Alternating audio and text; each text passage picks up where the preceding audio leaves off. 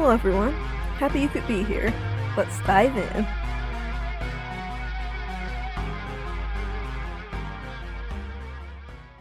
Sit at My Grave, Season 3, Ego's Death, Chapter 40.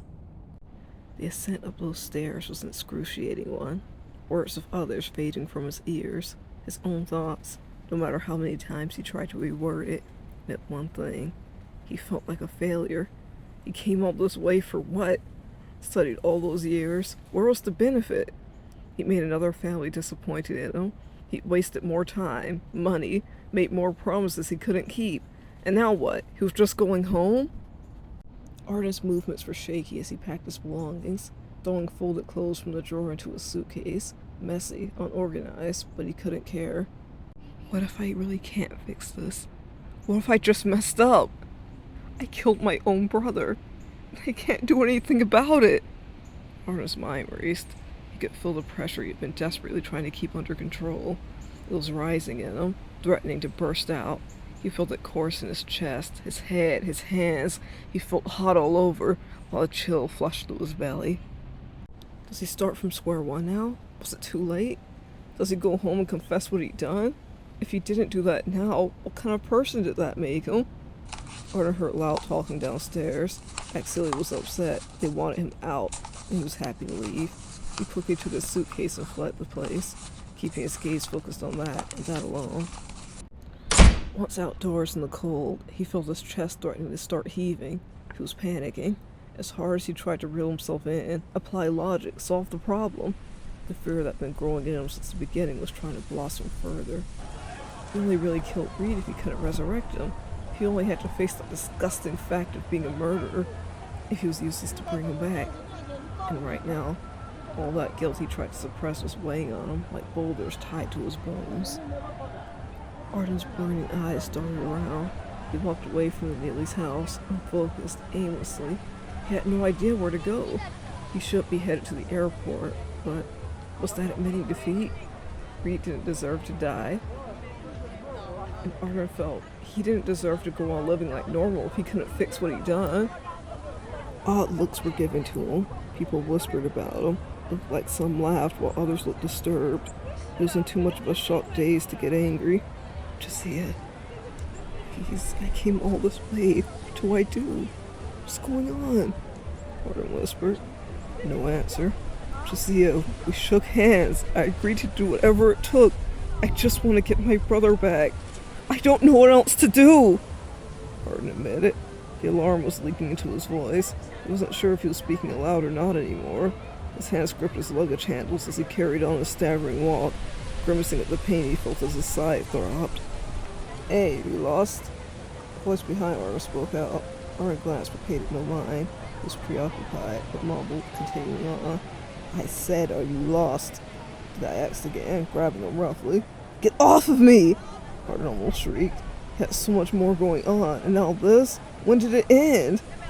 The guy laughed, continuing to jostle Ardyn. I spoke something in his own language, laughing again as he frisked him, yanking the money Axilli had given him from his pocket. Ardyn wanted to fight back for it, but why should he? Everything was becoming so pointless in that moment. He was shoved again before the robber ran off. Ardyn grimaced. He was in pain. He felt weak, small.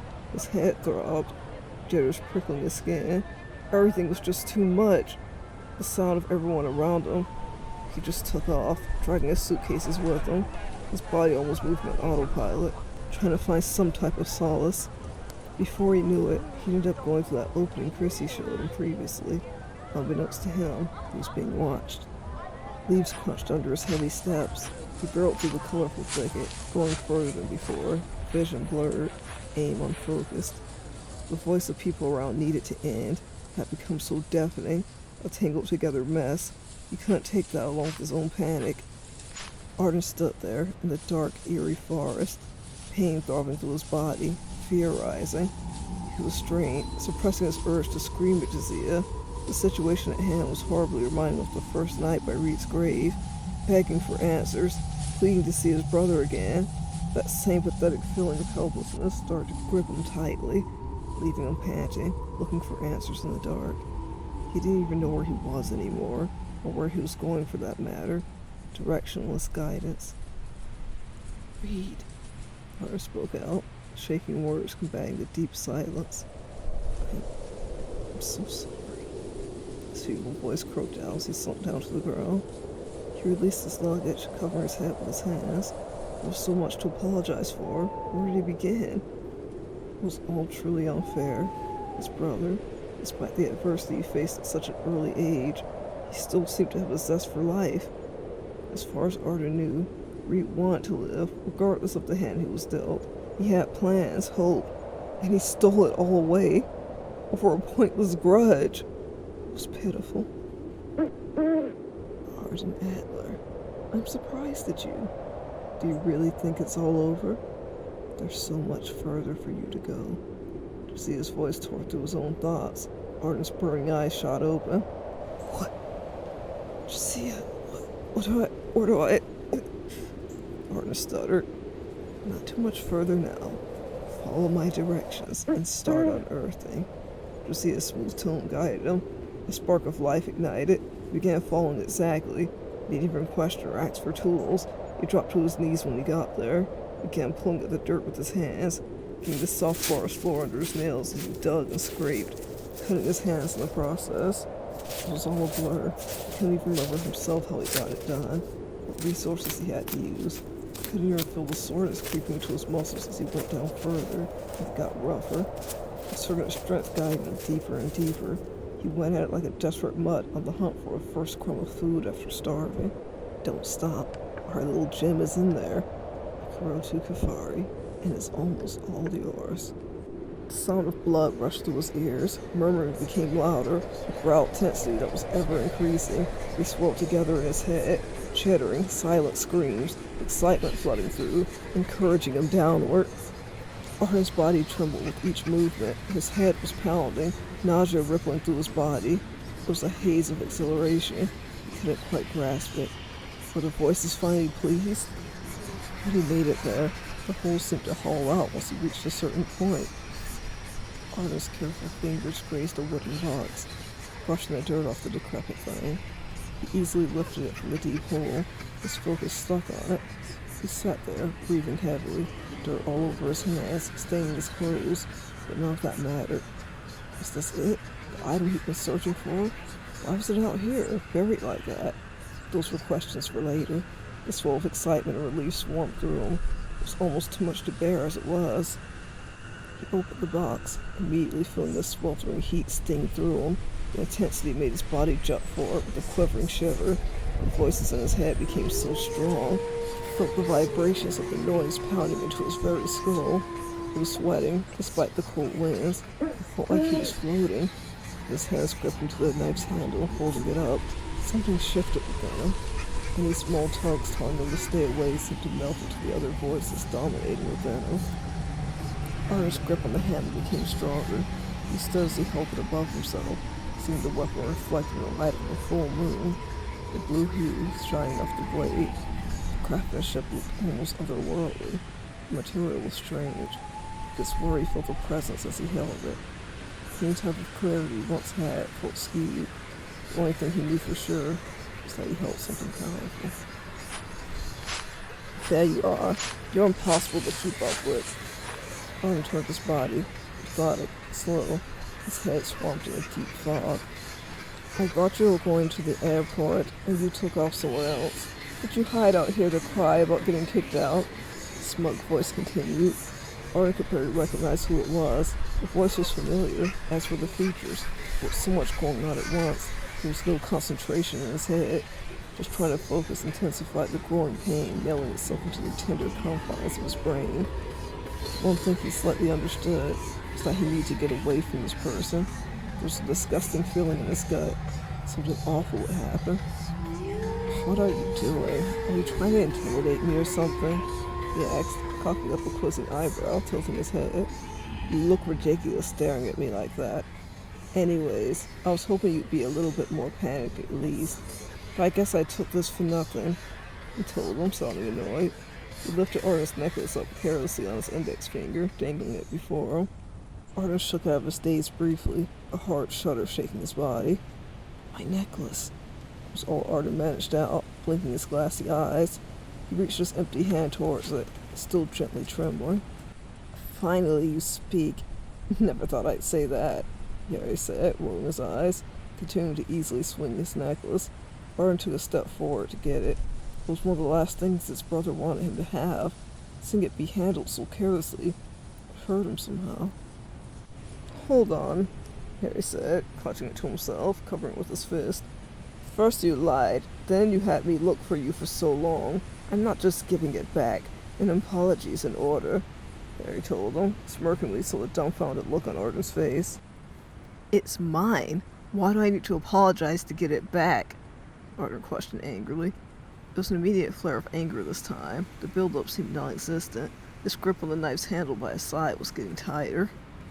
Because I have it and you don't. Simple, Gary replied cheekily. He tossed the necklace in the air before casually catching it, laughing at the twisted look on Ardyn's face. I'm doing a nice gesture here. Accept it graciously. I hear it means a lot to you, so here I am with it. You should be thanking me. I didn't let you board the plane without it. Gary jeered him casually. Ardyn made steps forward. Those voices came back, his own inner thoughts almost getting drowned out in the sea of them, despite feebly trying to fight back. Get out of here! Ardyn stuttered, his body twitching. He haphazardly wiped at his eye. He couldn't tell what was happening, but he fought it regardless. You're not making the decisions, Gary told him. Yeah, I'm serious, Ardyn whispered. You really are a piece of work. I was here to return the necklace, but maybe I should make good on my promise and send you home with that black eye. Yara threatened him. Shut up! Ardyn screamed, seeing Yara's eyes go slightly wide. Shut up. Just leave. Go away, Ardyn told him, holding his head with one hand. He took a shaky step back, almost stumbling in the process. He had a frown coming forward. There was no one here to break them up, he figured. It was time to teach Ardyn Adler a lesson. There, Yara said, tossing the necklace into the dirt. You can go fetch it later then, he told him simply. Yara approached Ardyn aggressively, shoving at his shoulders, almost knocking him down. Why do you get off screaming at strangers? You get a little stronger working, you think I can't still put you to the ground? Yara questioned him, shoving again. Ardyn put up a hand to fight back, leaving the knife behind him. It was a gross pull of trying to defend himself, while keeping from getting too aggressive. He felt so out of it, his brain fizzing like static. Get away from me! Ardyn yelled. Make me, Yara taunted, shoving his chest, knocking him down. Ardyn hit the ground hard, and the adrenaline kicked in. He grabbed up the softened dirt from around him, hurling it at Yara. Some got in his eyes, allowing Ardyn barely enough time to scramble up before Yara was after him again, cursing his pain.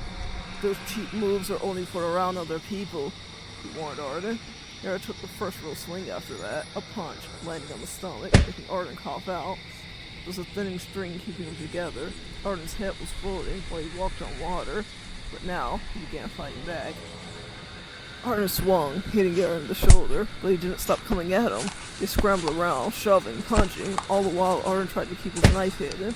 Pain throbbed through Ardyn. Yara's punches weren't horrible, but he was already dealing with so much. He had just gotten hurt by Edvin a little while ago. Backing up, are you scared now? Yara taunted. Ardyn struck him while he was speaking, punching him in the chest. It caught him by surprise, causing him to cough out in shocked pain, but anger quickly replaced that. He launched at Ardyn, knocking him to the ground, causing Ardyn to scream out before grunting his struggles as they scrapped on the ground together, Yara trying to press him down to keep him still and take free shots at his face. Ardyn began bucking around, trying to push Yara off of him, very successful in doing so. Yara punched him in the side of his face, starting to put more power into his strikes. That was enough for Ardyn to wriggle him off. His movements becoming more belligerent, his chest heaving, heart hurting from how hard it was beginning to beat, unintelligible words clawing at his brain. Yara fell off and fell to his back with a grunt. Both their hair was out of place, clothes getting torn and dirty, breathing hard, glaring at one another. Ardyn's chest burned, his head was swamped. He snarled down at Yara, watching him get to his feet. He wanted to get out of there. Nothing about tonight felt right. Ardyn could feel his own mouth moving slightly, but he couldn't quite understand what he was whispering, what he was hearing. He locked eyes with Yara, and gave him a weird look. There's something wrong with the Ardyn Adler, Yara told him, in disgust. Ardyn couldn't tell. He just wanted to get out of this situation. All signs of making it stop pointed to Yara. He's the one. the clear words of the madness in his mind. Ardyn's own weak inner voice tried to tell him no, but he pushed forward. And again they were fighting, pushing, pulling, swinging at each other. Ardyn could see it happening. There was an almost numbness over his body. His mind drifted the thoughts he had before his brother was sent to the hospital. That feeling of wanting to push someone into traffic previously. This was worse than both. Here he was, acting on it, physically. He was doing all he could to keep up with fighting there. He knew he was getting the worst end of it by the pain he felt, and his eyes started to swell. Ardyn's movements became fast, aggressive, disregarding his own safety in those moments, desperate to make the voices please just stop. It was almost like blacking out. He could try harder to stop it. He knew he could, but there it was, the one. Shouldn't he try to end this? Yara wasn't supposed to be here, and his brother was. He kept trying to remind himself of that. He heard Yara starting to question him, his own voice and movements getting more frantic. He felt Yara punch in the eye, a wash of scorching pain gripping him. His senses were like a live wire. He dropped it in their tussle, trying to survive Yara's attacks. But now he held his knife as they fought, and soon the scent of fresh blood was in the air. What was he doing? What was happening? There was no way he'd actually do this. It was what he was meant to do, right? The shouts got louder. He felt his arms burning with the hard, fearful swings he took. He saw drips of red, felt them on his face. There was that warped thing spurring him on within himself. He couldn't even look at the damage he was causing. Didn't know if he was doing it the right way. He heard desperate screams of pain. His opponent had barely been shocked by the sudden weapon brought into play. There was a swarm of confirmation in his head, telling him this was fate. Now it was just being restored to keep going. His own harsh questions rose above it all, if only briefly. They lingered in his mind as he blacked out, his body becoming heavy, lethargic. They burned into his very core, his soul. What have you done, Ardyn Adler? What are you becoming?